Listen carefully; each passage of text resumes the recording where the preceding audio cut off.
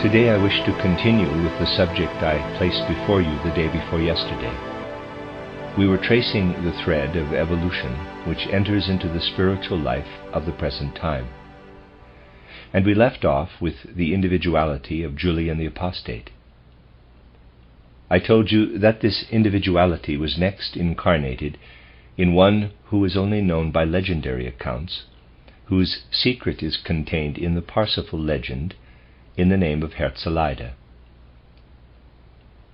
In this life as Herzeleida, the soul of Julian the Apostate entered into a far deeper inner life. The soul life of the individuality was deepened, as was indeed necessary, after the many storms and inner moods of opposition which he had undergone in his life as Julian the Apostate. But this later life of which I told you, this life as Herzeleida, spread itself out over the former life as Julian the Apostate, like a warm embalming cloud.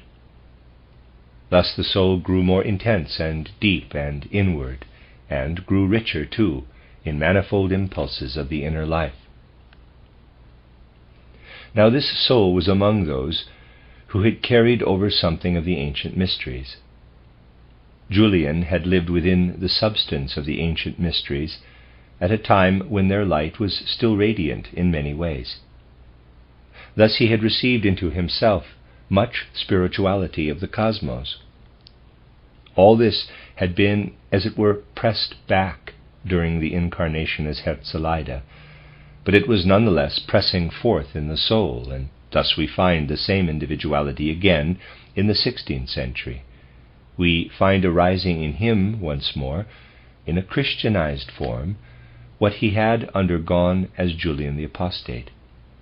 For the same individuality reappears in the 16th century as Tycho de Brahe, and stands face to face with the Copernican world conception which emerges within Western civilization at that time. The Copernican world conception pictures the universe in a way which, if followed to its logical conclusions, would tend to drive all spirituality out of the cosmos in man's conception of it. The Copernican world picture leads at length to a mechanical, machine-like conception of the universe in space. It was, after all, in view of this Copernican picture of the world that the famous astronomer said to Napoleon, he had searched through all the universe, and he could find no God. It is indeed an entire elimination of spirituality. The individuality of whom I am now speaking, who had now returned as Tycho de Brahe, could not submit to this. Thus we see Tycho de Brahe accepting in his world conception what is useful of Copernicanism, but rejecting the absolute movement of the earth ascribed to it according to the Copernican world picture. In Tycho de Brahe we see these things united with true spirituality. When we consider the course of his life, it is indeed evident how a karma from ancient time is pressing its way forth with might and main into this life as Tycho de Brahe, seeking to enter the substance of his consciousness.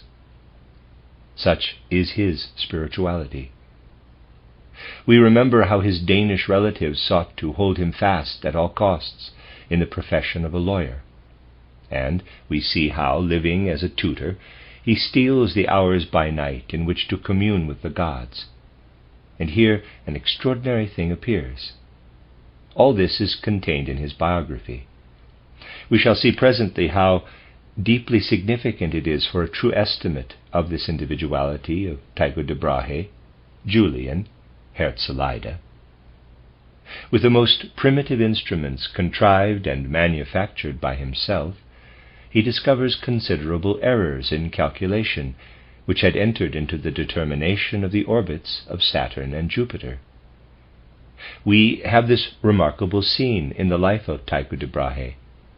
As a young man, with the most primitive instruments with which other people would not dream of trying to accomplish anything, he feels impelled one day to seek the exact places of Saturn and Jupiter in the heavens. In his case, all these things are strongly permeated with spiritual content. And this spiritual content leads him to a conception of the universe such as we must have if we are striving once again to the modern science of initiation, when at length we come to speak of spiritual beings as we speak of physical men on earth. For in reality we can ever meet them, and there is in fact only a difference in quality of being as between those individualities who are now on the physical plane and those who are discarnate, living between death and a new birth. These things kindled in Tycho de Brahe an extraordinarily deep and penetrating vision of spiritual connections.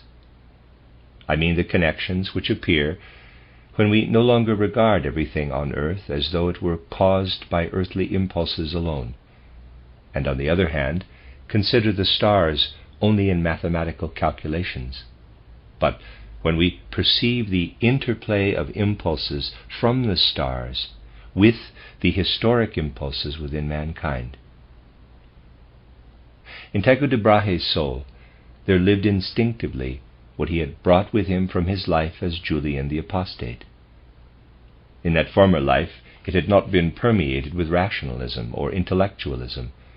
It had been intuitive, imaginative, for such was the inner life of Julian the Apostate.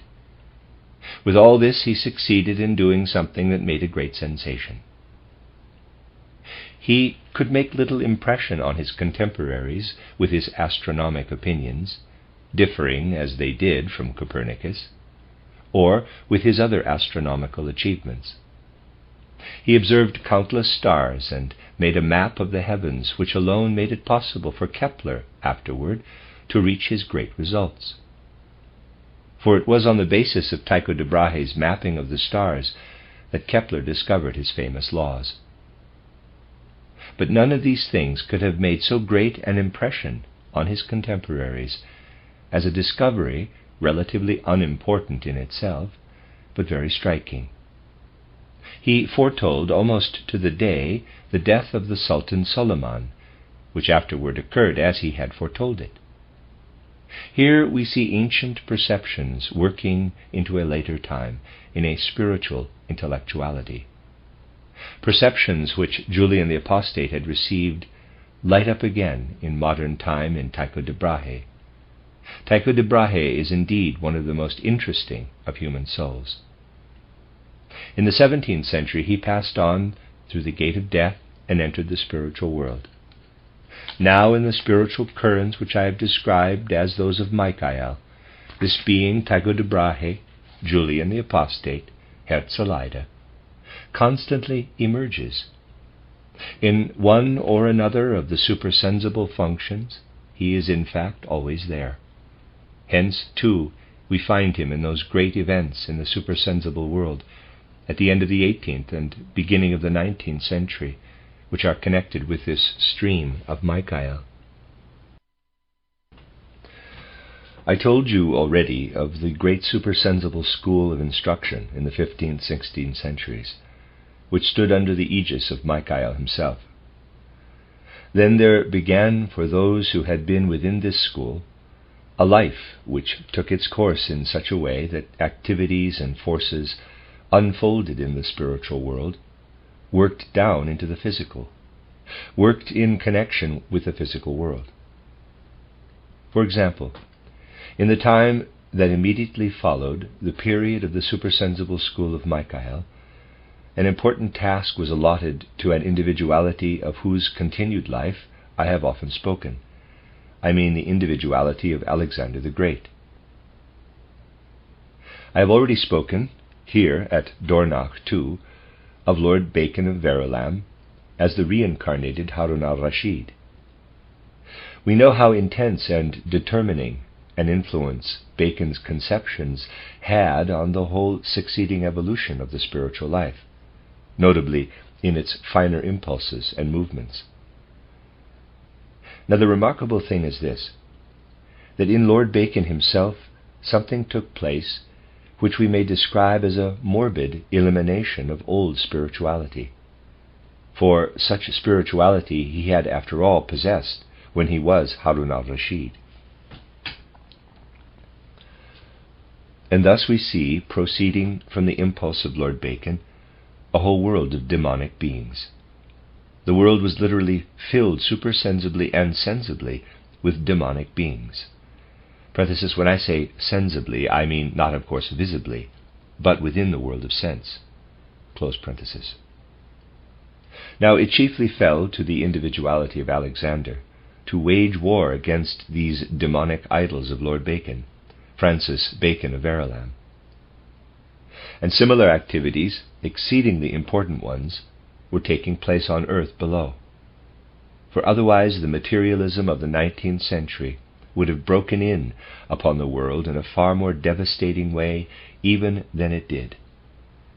Similar activities taking place in the spiritual and in the physical world together were allotted to the stream of Michael, until at length, at the end of the 18th and the beginning of the 19th century, there took place in supersensible regions what I have already described as the enactment of a great and sublime supersensible ritual and ceremony.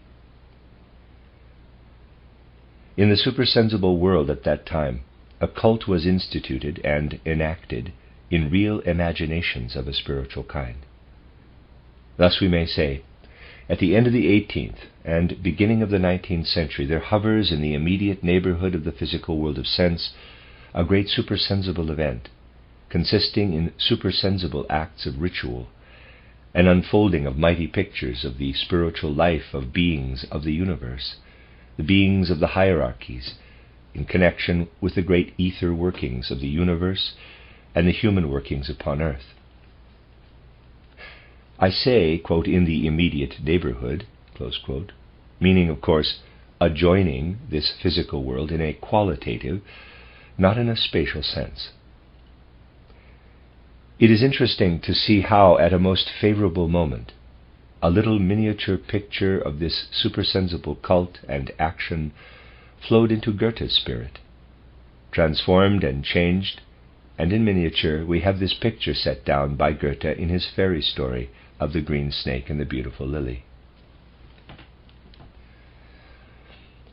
There was then a great supersensible action in which those, above all, took place who had partaken in the stream of Michael, in all the revelations supersensible and sensible of which I told you. Now here again and again the individuality who was last present upon earth in Tycho de Brahe plays a very great part, and it was his constant striving to preserve the great and lasting impulses of what we call paganism, of the old life of the mysteries. It was his striving to preserve it, in effect, toward a better understanding of Christianity. He had entered Christianity when he lived as the soul of Herzeleida. Now it was his striving to introduce into the Christian conception all that he had received through his initiation as Julian the Apostate. For it was this especially which seemed so important to the souls of whom I have spoken. The many souls who are now to be found in the anthroposophical movement, or strive toward this movement with sincerity, are united with all these spiritual streams. By its very essence and nature, they feel themselves attracted by the school of Michael, and Tycho de Brahe had a great influence in this. At the end of the 19th and beginning of the 20th century, especially at the end of the 19th century, these souls have descended to the earth, prepared not only to feel the Christ as he is felt in the various confessions, but to feel him and behold him as the cosmic Christ in his universal majesty and glory. The souls were prepared for this even supersensibly, between death and a new birth. They were prepared by such influences as that of Tycho de Brahe, of the soul who was last incarnated in Tycho de Brahe. This individuality, therefore, played an extraordinarily important part, continuously, within the stream of Michael. You see, the souls were constantly looking toward the approaching dominion of Michael. They were looking toward it in the old supersensible school of the 15th and 16th centuries, and they were looking toward it again during the enactment of that supersensible ceremony, which was to introduce and, as it were, to consecrate from the spiritual worlds the subsequent Michael dominion upon earth. Now, as I have already indicated, a large number of platonically gifted souls have remained in the spiritual worlds since the time they worked in Chartres. I have placed here for your inspection today other pictures of the series from Chartres which I received. They are pictures of the prophets and also of the wonderful architecture of Chartres. The individualities of the teachers of Chartres, who were of a Platonic tendency, remained in the spiritual world. It was more the Aristotelians who descended to the earth, finding their way largely into the Dominican order. Then, after a certain time, they united again with the Platonists in the spiritual world, and went on working together with them supersensibly from the spiritual world. Thus we may say, the souls of Platonic character have remained behind. They have not appeared again on earth, not at any rate the more important individualities among them. They are waiting till the end of this century. But on the other hand, many who felt themselves drawn to what I have described as the Michael deeds in the supersensible have come down and entered the stream of the anthroposophical movement, inasmuch as they have felt sincerely drawn on earth to such a spiritual movement. We may say in truth, what lives in anthroposophy was kindled first by the Michael school of instruction in the 15th, 16th centuries, and by the great religious act that took place in the supersensible at the end of the 18th and beginning of the 19th century. It was in vision of that supersensible action that my mystery plays came into being, and for this reason the first mystery play, different as it is from Goethe's fairy tale story of the green snake and the beautiful lily, nevertheless reveals distinctly similar features. For a thing that would contain real impulses of a spiritual kind cannot be arbitrarily conceived. It must be seen and worked out in harmony with the spiritual world. Thus we stand here within the anthroposophical movement today, having entered into the dominion of Michael, which has now begun. We stand here in this movement, called to understand the essence of this reign of Michael, called to work in the spirit of his working through the centuries and the thousands of years. At this moment of great significance, he has begun his earthly rulership once more, and we are called to work in his direction. Such is the inner esoteric impulse of this stream of Michael, whose working, to begin with, for this century, is very clearly foreshadowed. But you must see that if we take anthroposophy in its present content and trace it backward, we find little preparation for it upon earth. Go back just a little way from what appears as anthroposophy, and try to find its sources in the course of the 19th century, for instance. If you do so open-mindedly, if your vision is not clouded by all manner of philological contrivances, you will not find the sources. You will find isolated traces of a spiritual conception, which it was always possible to use like little germinating seeds, though very sparingly, within the great texture of anthroposophy. But you will find no real preparation for it within the earthly sphere. All the greater was the preparation in the supersensible. You are well aware how Goethe's working, even after his death, though in many books it may not seem so, contributed to the forming and shaping of anthroposophy. It is indeed true that the most important things in this respect took place within the supersensible. Nevertheless, we can trace the spiritual life of the 19th century backward in a living way till we come to Goethe, Herder, and others, nay, even to Lessing.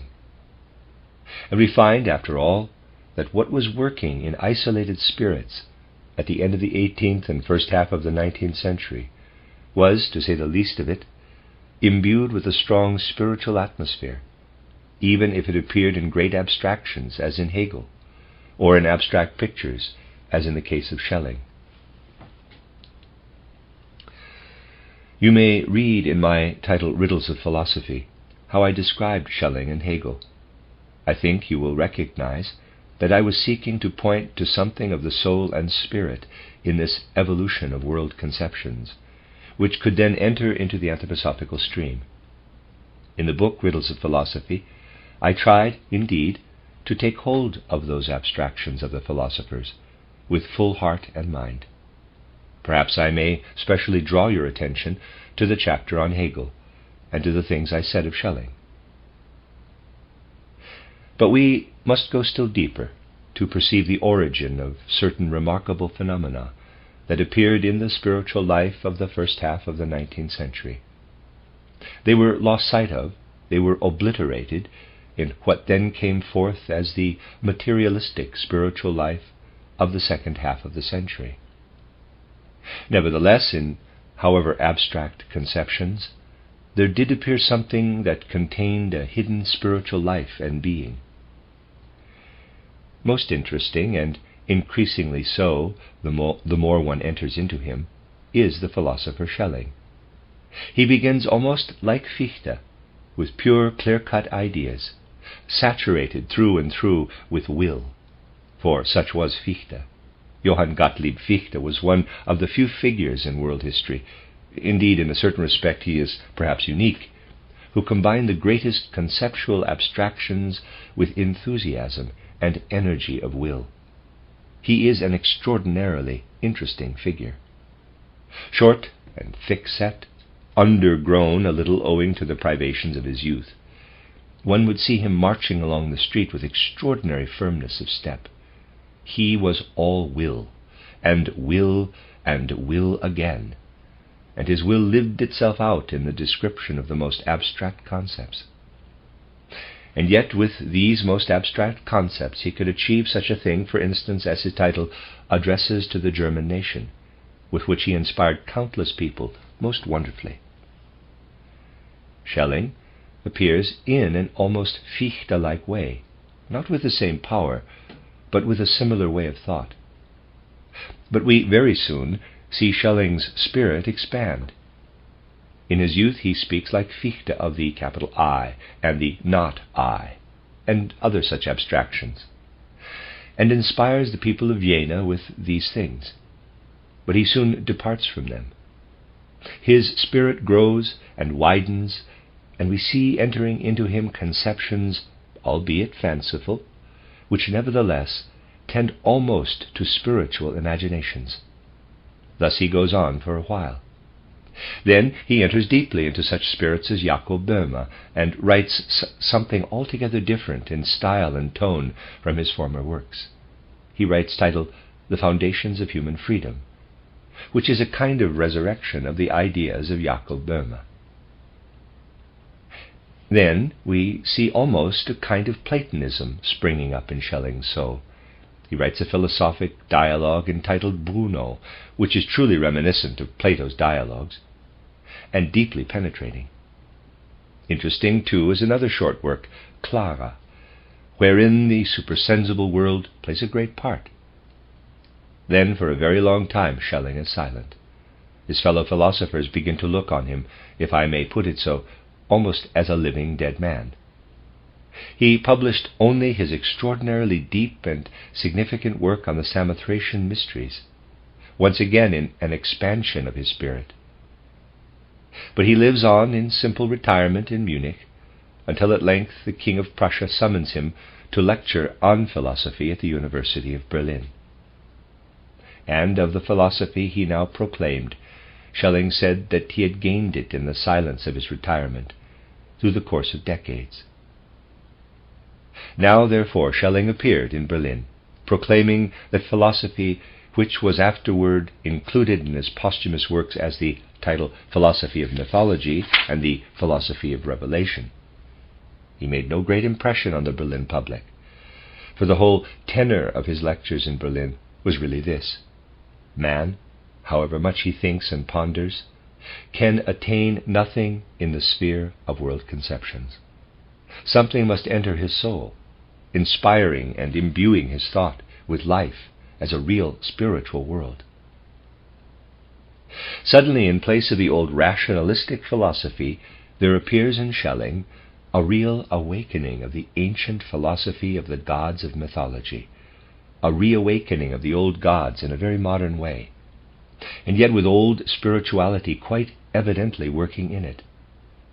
All this is very strange.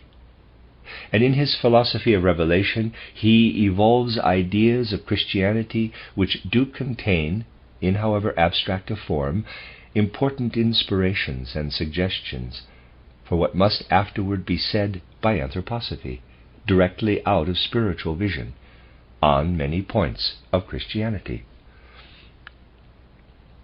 Schelling is most certainly not to be passed over in the easygoing way of the Berlin people.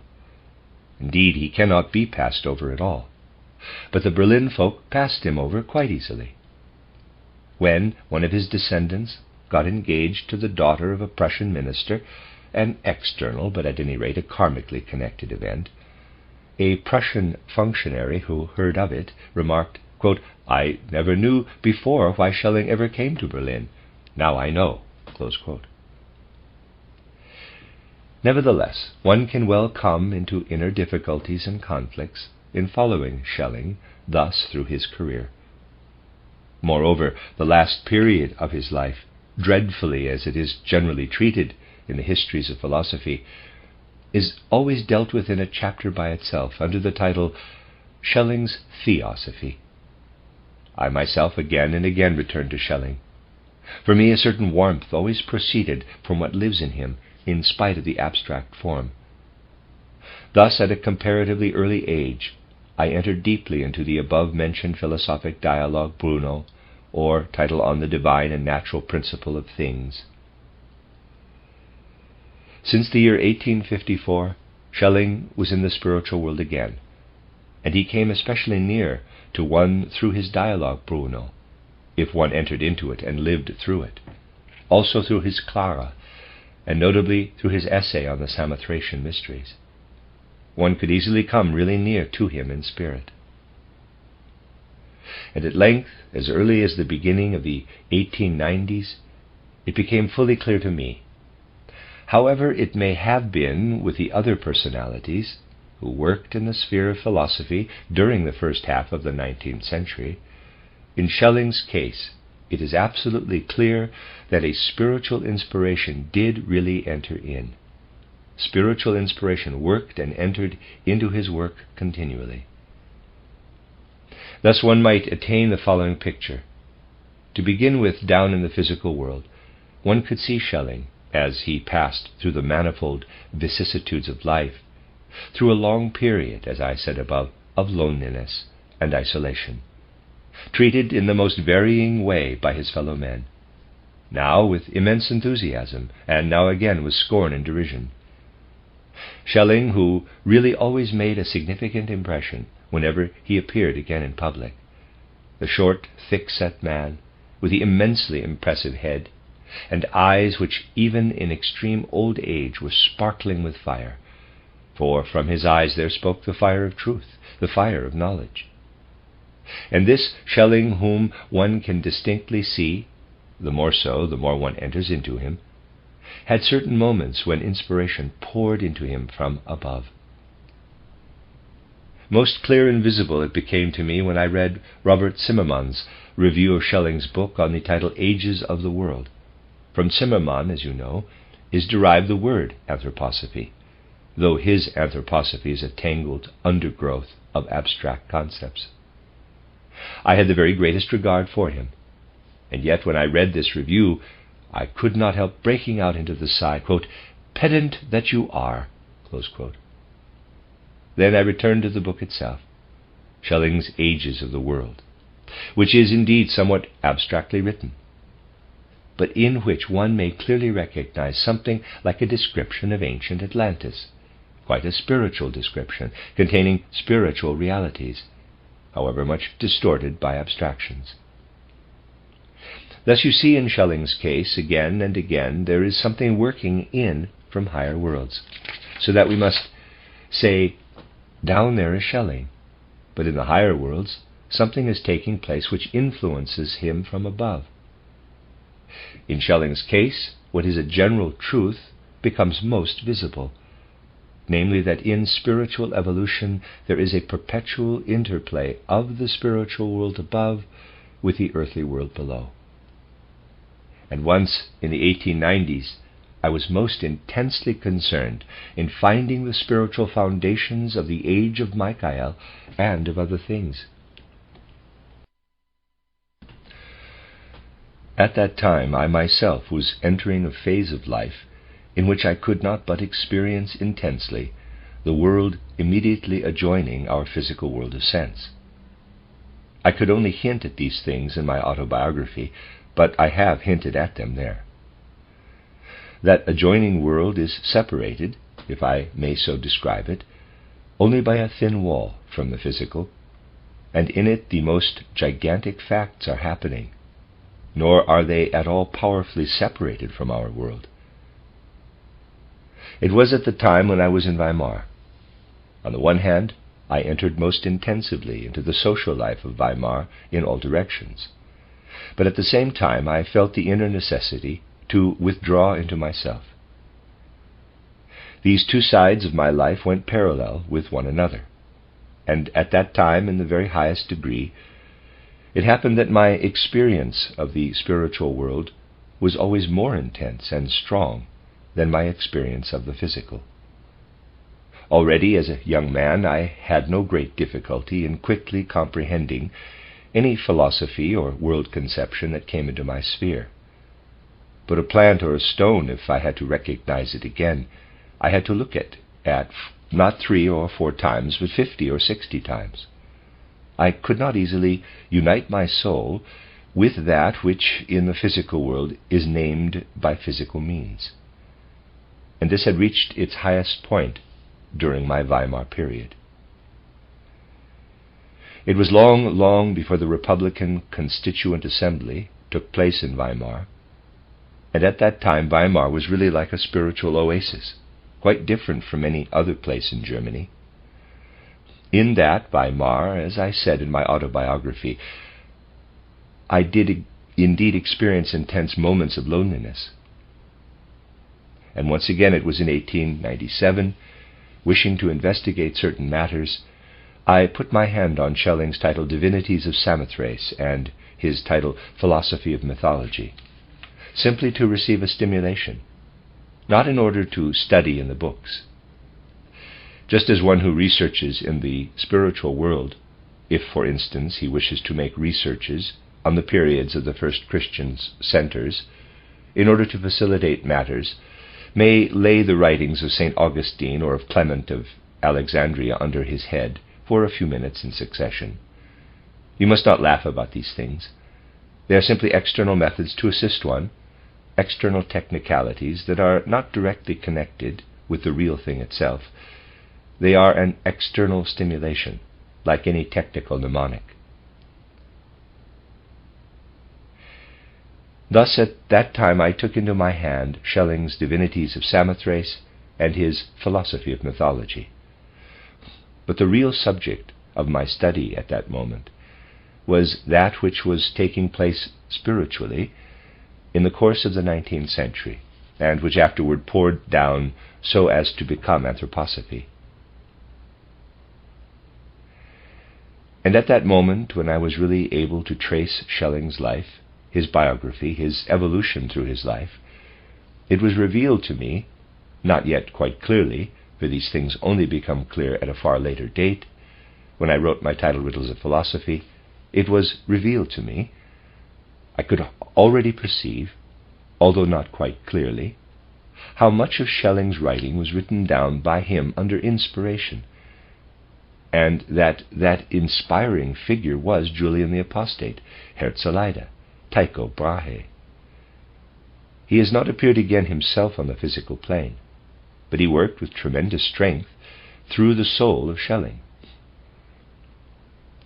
Then I became aware how greatly Tycho Brahe had progressed in his life as Tycho Brahe. Through Schelling's bodily nature, little could penetrate. But once we know how the individuality of Tycho Brahe hovered over him as an inspirer, we read the lightning flashes of genius in the divinities of Samothrace quite differently.